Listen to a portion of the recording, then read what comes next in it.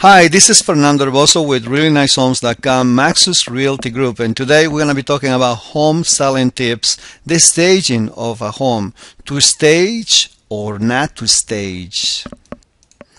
First things first, let's find out what is staging. Home staging is the act of preparing a property for sale in the real estate marketplace. The goal of staging is to make a home appealing to the highest number of potential buyers, so that will help you sell a property for more money. You know, I've been looking around for the last few years, and I've seen many companies are popping up everywhere. They are stagers and they're specialized on staging homes for sale. But I can assure you that many years ago, when there was nothing to do about stagers, we were selling homes. So staging has got its limitations, but also at the same time, staging can help you sell a home. So let's look at this question that I get more often. Does staging really works? While home staging may improve the look of a home, evidence suggests that it is not the ultimate weapon in selling houses. I can assure you today, tomorrow, next week, next month, there are hundreds, maybe thousands of homes being sold around the United States that are not staged. So staging is just a sample of services that realtors or sellers are doing in order for them to entice buyers to buy a home, but it's not really the ultimate weapon that you need to help you sell a home. There are other elements that are far more important. The staging may work in specific situations, and let me give you some examples where I think staging could help you sell a home. Number one, if the place is too small. A studio condo, smaller bedrooms, places where you know that when buyers are coming, are commenting that this is something that is too small. They cannot figure out how they're going to put the furniture. So this is the time where you would like to invest in some staging so you can put actual pieces of furniture to demonstrate to the buyers that if the room is big enough to do this, you can do the same once you move in. That's a very specific staging tip that you can have for smaller areas. Number two, what if the room has weird angles, or the room shapes are so different, or there are several windows around a room where there is no place to put furniture against the walls, or there is no place to put a TV, for example, or a sofa, you know, or the room has a weird angle where the people cannot comprehend or imagine what it's going to look like when they're moving. How is the furniture going to fit on this room? So this is the time when you're seeing people maybe wondering about this. This is the time to stage this room, to making sure that you find a way to decorate it enough for people to have an idea what their home is going to look like when they finally move in. Number three, if the layout is very open. Oftentimes I go to a huge home that is vacant and is for sale, and when you walk to the family room, there is an area where it's lawn area going all the way to the kitchen, and the kitchen also is humongous, so you can see the whole room, and it looks like a, you know, I don't know, like a hotel, you know, it's just way too big. There is no separation between the living room, the family room, and the kitchen, and then it's just overwhelming where people, the first thought is, it's too big. This house is too big for me, you know. So this is the time when the staging may work, because now you're using the staging to separate the rooms, to frame the rooms, so when someone sees the whole area at one time, they can at least picture, you know, that is the living room, that is the dining room, and that is the kitchen, and not see it all in one place. So that's another reason why I think staging may work for you. And number four, if your house is located next to new houses with model homes, you know, there's several builders right now, they're building homes, and they have their model homes beautifully staged because they want to show buyers, you know, what those houses are going to look like once they buy it and once they move in. And obviously, the builders are sparing nothing out there. You know, they put in the best furnitures, the best appliances, the best window treatments and TVs and everything, that once the buyer comes in, they fall in love with the house. And obviously, if you have a house that you're selling in the same community next to these builders, you have to do the same thing what these builders are doing. Because if you don't, then you are going to be at a disadvantage. You must match what the builders are doing in order for you to sell your home, if you want to say at the same price or even better what the builders are trying to sell it for. So now let's look at the different levels of staging. The different levels of staging range from top level staging that's worth thousands of dollars per month to the seller, to self-created with a plan and a trip to a home goods store and have a little budget where you can buy some furniture or some knickknacks, some things that you can use to decorate a home. Sometimes you may even have those things in the attic. Sometimes you may even have some family members that they may have some of these items that are not using, so you can use in the house. It doesn't take much to stage a home to bring a different feeling to each room. But at the same time, I think that if the house fits to have top level staging and you're ready to spend thousands of dollars, I can assure you that can also help you, but that will be depending on a case by case basis. It's not something that everything will fit to everybody. My advice to you, under normal conditions, a self-created staging with a plan, and take a trip. You go to home goods store, or you can go even to a Walmart store. It doesn't matter. Find the things that you need to buy to be able to bring accents to the rooms. Find little small things that will make a difference in the rooms that you're trying to showcase when you're selling your house. So some of the tips I can give you, and when you're in a budget, in staging your home, it doesn't really have to cost you thousands of dollars per month. We're going to start with the most specific tip that I can give you, that it will help everyone. It is to declutter and depersonalize the house before you put it on the market. This is the time where you want to take all the stuff that you're not using and put it in a storage room, take it out of the way, because when buyers are coming to our house, they don't want to concentrate on the things that you have. They want to concentrate on the rooms. They want to concentrate on the layout of the house. They want to concentrate on how does the house makes them feel. And when you have a lot of stuff on the house, you take that away from them. So the house is not helping you sell the house itself. So you must take all the personalized stuff that you have around, where you're showcasing family members, you're showcasing your whatever you're collecting. But this is the time so you want to just put the attention to the room itself, to the house itself. And then that is really one of the best advices I can give you before spending thousands of dollars in staging. So let's go look around the number 2 suggestion, which is turn on the lights. As simple as that takes.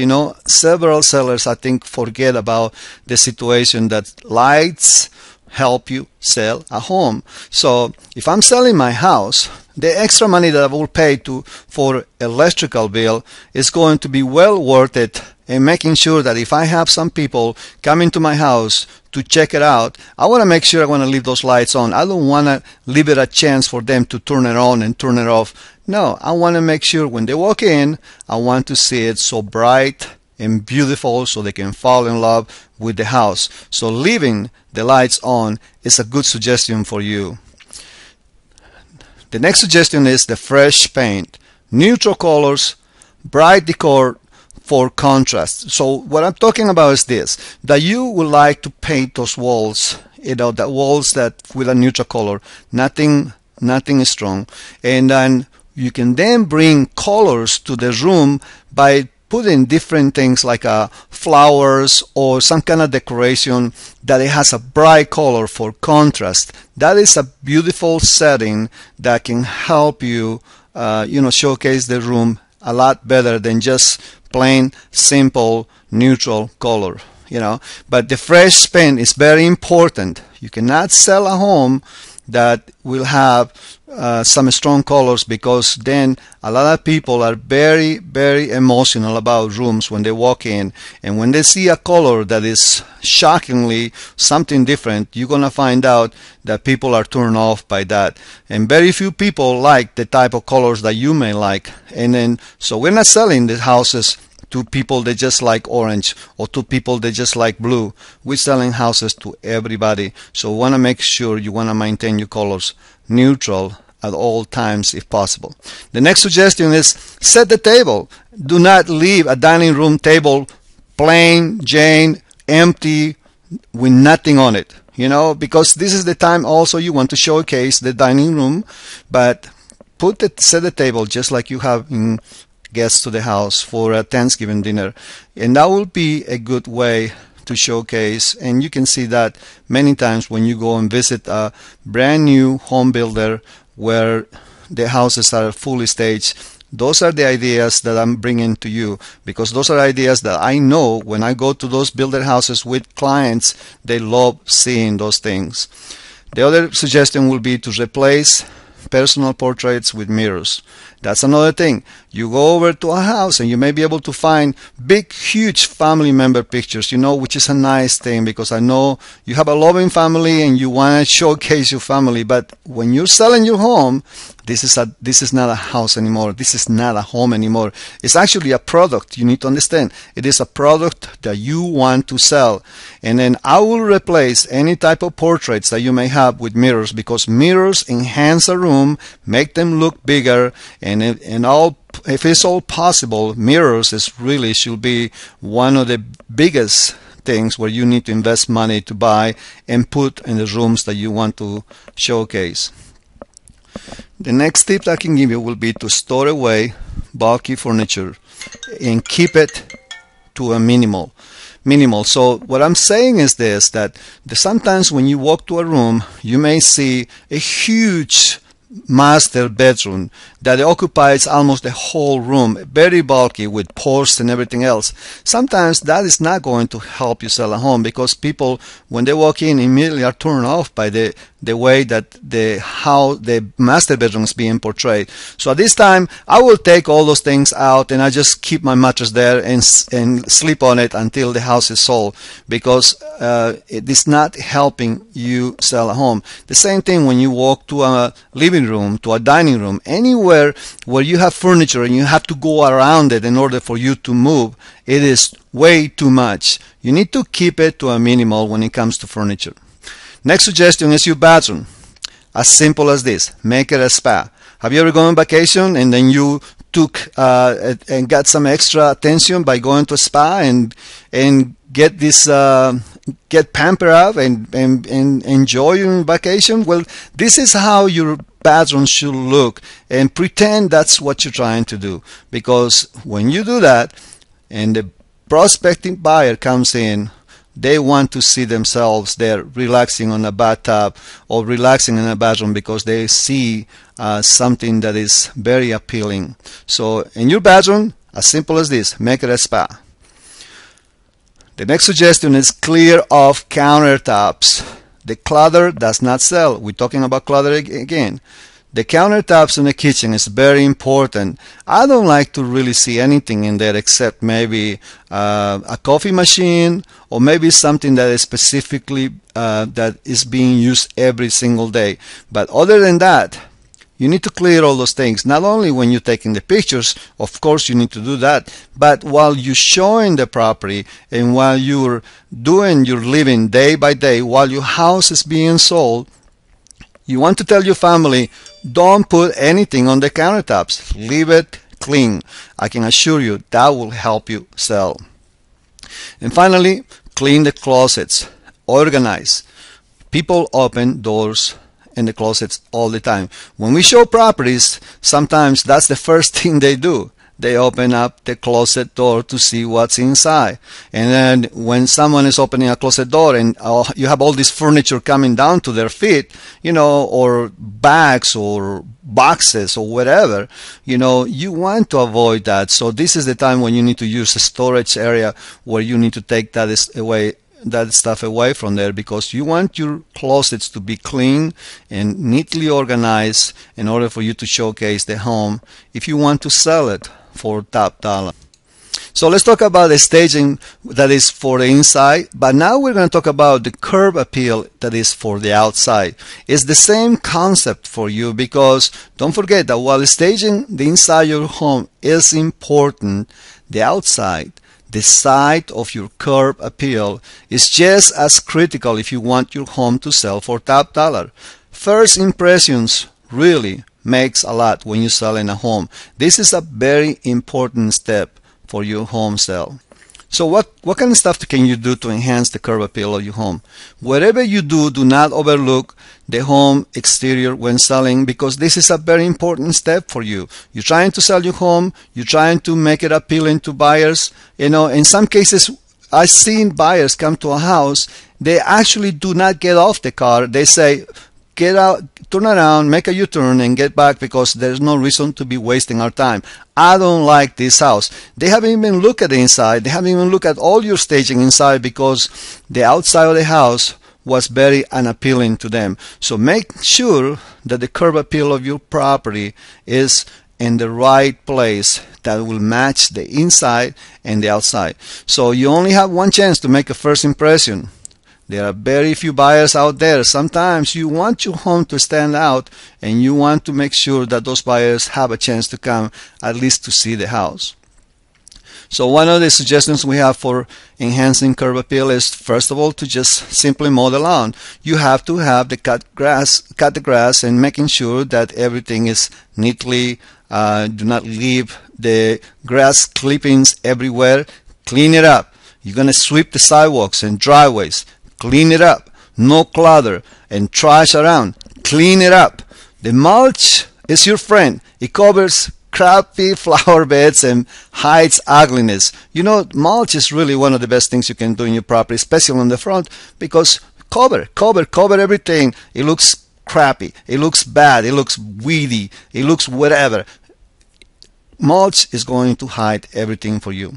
And then, picture this. The buyer is coming with a realtor. The buyer is coming with a buyer agent, and they're standing in front of your door. And the real estate agent has in one hand documents, and the other hand he's got their phone, and now with the third hand they're trying to open the door and the lockbox, and it takes them a long time to do this. Sometimes it may take them 2 minutes to try to just get the key out of the lockbox. While this is happening, what do you think the buyers are doing? They are standing looking at the house. What they're looking in front of their eyes, which is the front door, the front windows, the type of light that you have in your front porch, your doorbell, to make sure that this is painted.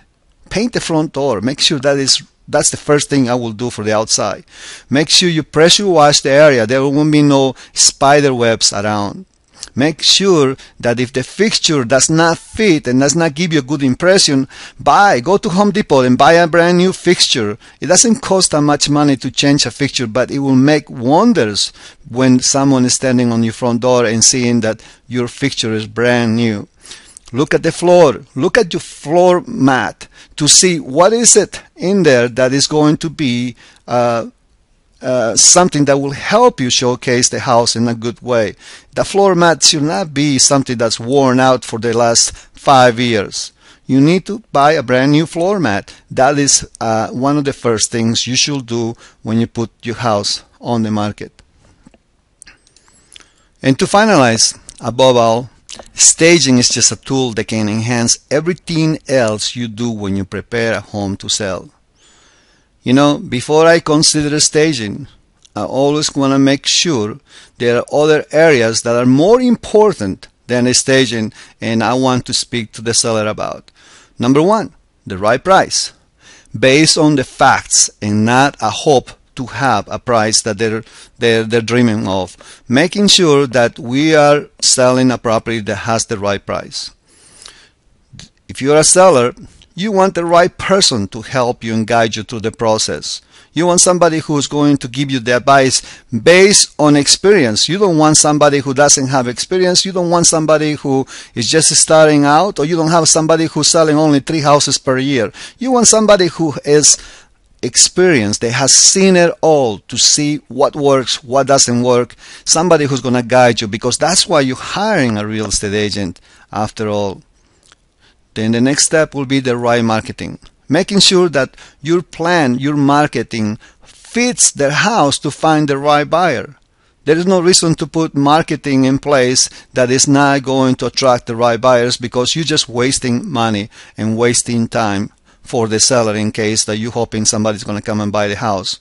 You have to have the right marketing. You have to fit the marketing to the house so the buyer and the house can find each other. And finally, the right motivation, so you can finalize the journey.